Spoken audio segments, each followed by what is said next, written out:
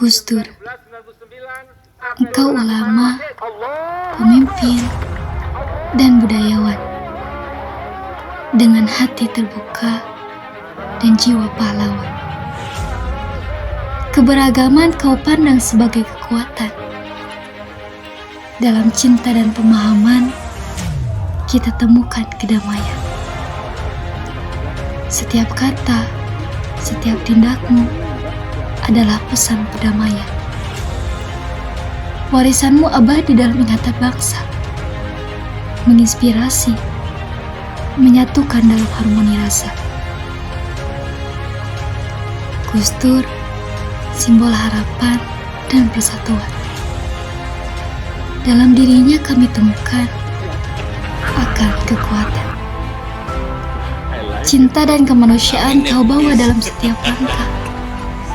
Membangun dunia lebih baik, menghapus segala resah. Kini, dalam hati kami, kau tetap hidup, mengajarkan perdamaian dan keadilan yang tak tergantikan.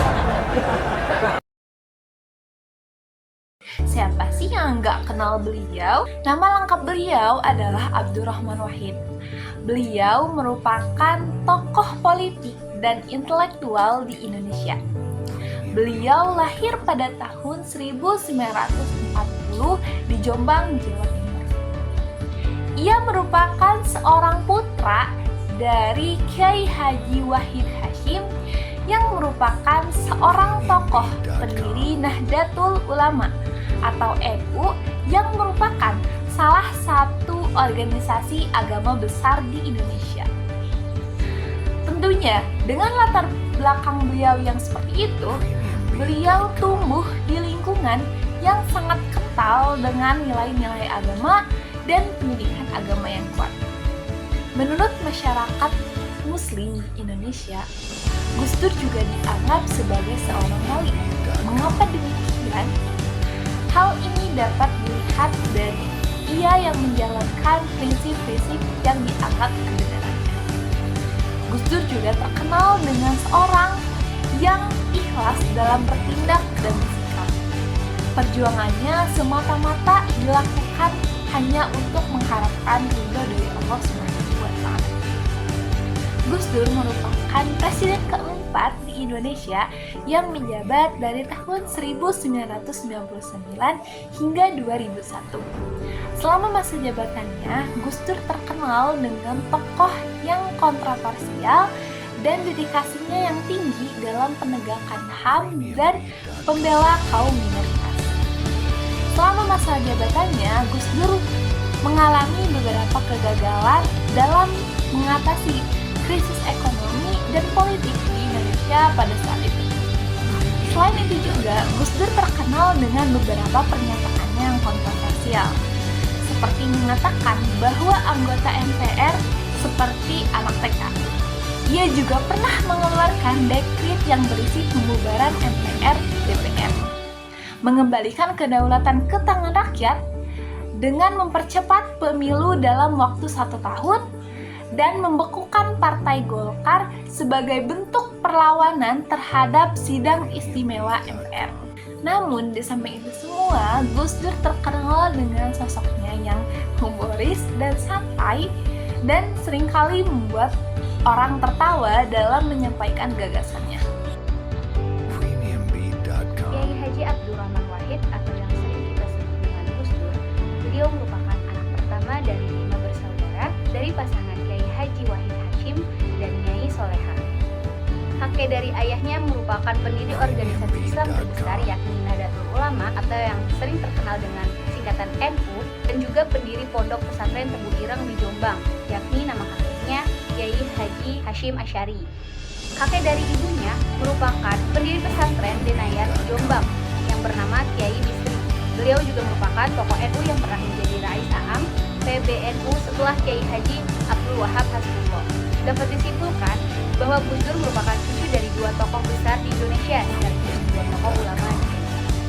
Sebelum melanjutkan studinya ke Mesir, Gus Dur telah melamar seorang gadis yang bernama Sinta Nuria, merupakan anak dari Haji Muhammad Sakur, dan beliau melangsungkan pernikahan pernikahannya di Mesir pada tanggal 11 Juli 1968 dan melaksanakan resepsi ketika kembali ke Indonesia pada tanggal 11 September 1971. Dari hasil pernikahannya, Gus Dur dianugerahi oleh 4 orang anak perempuan, yakni yang pertama ada Lisa, yang kedua ada Yuni atau Zanuba Arifah, yang ketiga ada Anita Hayatul Nufus, dan yang terakhir ada Inayah Wulandari.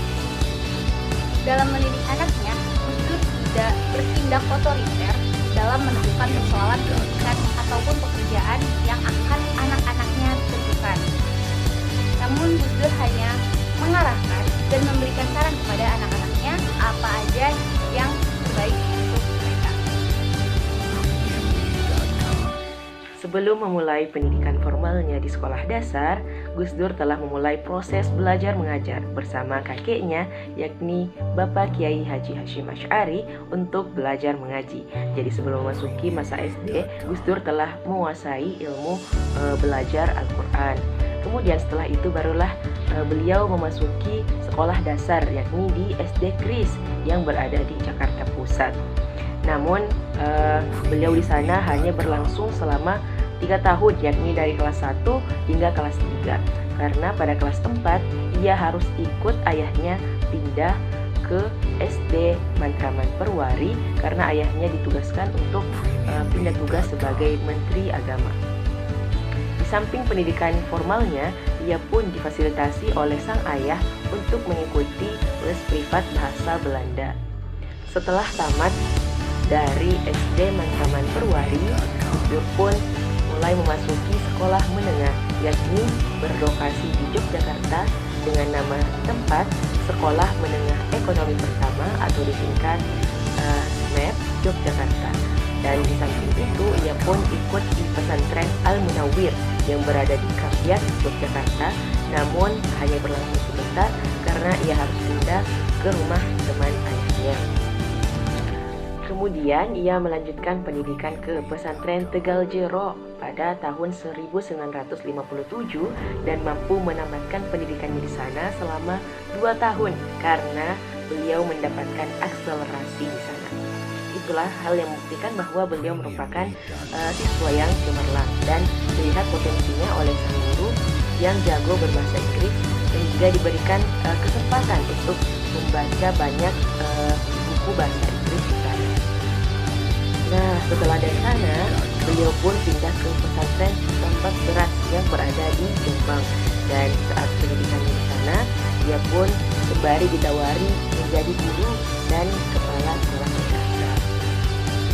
Nah, setelah itu, pada tahun 1963, beliau, Bapak Gus Dur, berhasil mendapatkan beasiswa pendidikan ke Universitas Al-Azhar Kairo. Di sana beliau menjalani pendidikan selama 4 tahun karena di tahun pertama harus mendapatkan pendidikan untuk kesetaraan bahasa.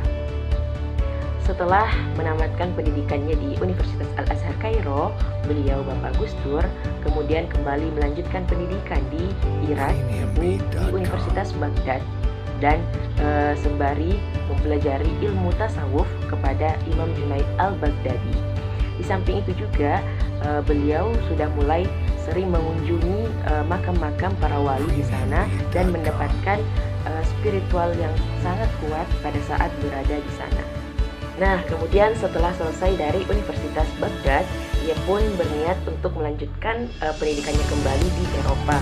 Namun, karena di sana dia diharuskan untuk mendalami bahasa Jerman, Belanda, dan Yunani, ia pun membatalkan niatnya dan hanya menjadi pelajar keliling dan memutuskan untuk menetap di Belanda selama 6 bulan sembari mendirikan komunitas Perhimpunan Pelajar Muslim Indo-Malaysia di Eropa.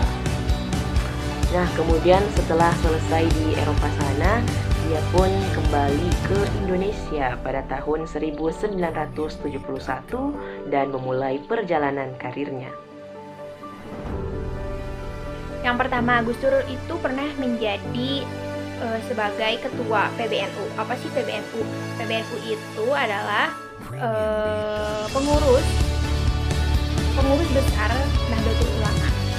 Nahdlatul Ulama ini didirikan pada tahun 1926 oleh Kiai Haji Hashim Asy'ari. Kiai Haji Hasyim Asy'ari ini merupakan kakek dari Gus Dur sendiri. Gus Dur menjabat sebagai Ketua PBNU pada tahun 1984 yang menggantikan pemimpin sebelumnya itu Idham Khalil. Nah, yang kedua, Gus Dur sendiri pernah menjadi anggota MPR, Majelis Permusyawaratan Rakyat, yang mewakili dari Partai Golkar golongan karya gitu ya. Ketokohan Gus Dur sendiri pernah menimbulkan kontroversi karena sebagian dari kalangan umat muslim kurang simpati terhadap pemerintahan gitu ya. Pada saat Gus Dur itu dinilai terlalu kritis terhadap PPP, Partai Persatuan Pembangunan, dan notabene berbasis politik dari berbagai kelompok Islam. Yang ketiga, Gus Dur sendiri termasuk pendiri dari Partai PKB, Partai Kebangkitan Bangsa. Gus Dur mendirikan partai ini dengan beberapa tokoh ulama NU lainnya. Ketokohan Gus Dur sendiri dalam sejarah munculnya partai PKB ini cukup besar karena Gus Dur tidak dikenal sebagai pendiri PKB saja. Gus Dur dikenal juga pernah menjabat menjadi Ketua Umum Dewan Syuro dan Dewan Penasehat Partai. Perjalanan karir Gus Dur yang keempat ini cukup terkenal karena Gus Dur pernah menjabat sebagai Presiden Republik Indonesia. Gus Dur dinyatakan menjadi Presiden Republik Indonesia yang keempat, menggantikan presiden sebelumnya yaitu B.J. Habibie. Haji Abdurrahman Wahid atau yang lebih kita kenal dengan Gus Dur. Beliau adalah sosok yang memiliki karomah, kelebihan, dan keistimewaan yang luar biasa teman-teman. Gus Dur bukan hanya seorang ulama dan intelektual, tetapi juga Presiden keempat Republik Indonesia yang telah memberikan sumbangsi besar bagi bangsa ini. Karomah adalah kelebihan luar biasa yang dimiliki seseorang karena kedekatannya dengan Tuhan. Dan Gus Dur seringkali dikisahkan memiliki karomah dalam berbagai bentuk. Beliau memiliki kemampuan melihat masa depan. Banyak cerita menyebutkan bahwa Gus Dur memiliki kemampuan meramalkan peristiwa yang akan datang. Salah satu contohnya adalah ketika beliau meramalkan perubahan politik di Indonesia yang seringkali terbukti akurat. Gus Dur dikenal memiliki karisma yang besar sehingga mampu mempengaruhi dan menginspirasi banyak orang. Kehadiran beliau seringkali membawa ketenangan dan juga kedamaian. Misalnya, pada saat berkunjung ke berbagai daerah yang dilanda konflik, Gus Dur mampu meredakan ketegangan hanya dengan kehadirannya dan kata-katanya. Selain karomah, Gus Dur juga memiliki kelebihan yang membuatnya sangat dihormati. Beliau memiliki pemikiran yang cerdas dan visioner. Gus Dur adalah seorang intelektual yang luas wawasannya. Beliau merupakan lulusan Universitas Al-Azhar di Mesir dan Universitas Baghdad di Irak, yang memberikan dasar kuat dalam pemikiran Islam dan politiknya.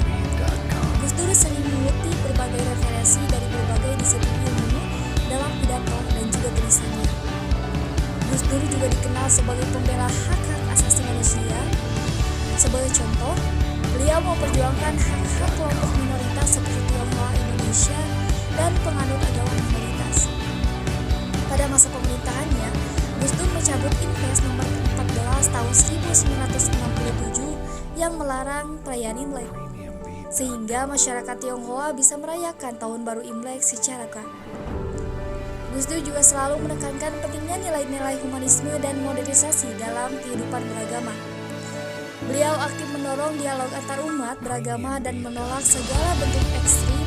Salah satu contohnya adalah saat Gus Dur memimpin PBNU. Beliau memperkenalkan konsep nilai Nusantara yang menekankan nilai-nilai toleransi dan kebinekaan. Teman-teman sekalian, Gus Dur akan selalu dikenal sebagai sosok yang penuh dengan kebijaksanaan, keberanian, dan juga ketulusan hatinya. Warisan pemikiran dan kontribusinya terhadap bangsa ini menjadi sumber inspirasi bagi kita semua dalam memperjuangkan nilai-nilai kemanusiaan dan juga kebangsaan. Semoga kita semua dapat mengambil keteladanan dari beliau dan terus melanjutkan perjuangan untuk menjadikan Indonesia sebagai negara yang adil, damai, dan juga sejahtera.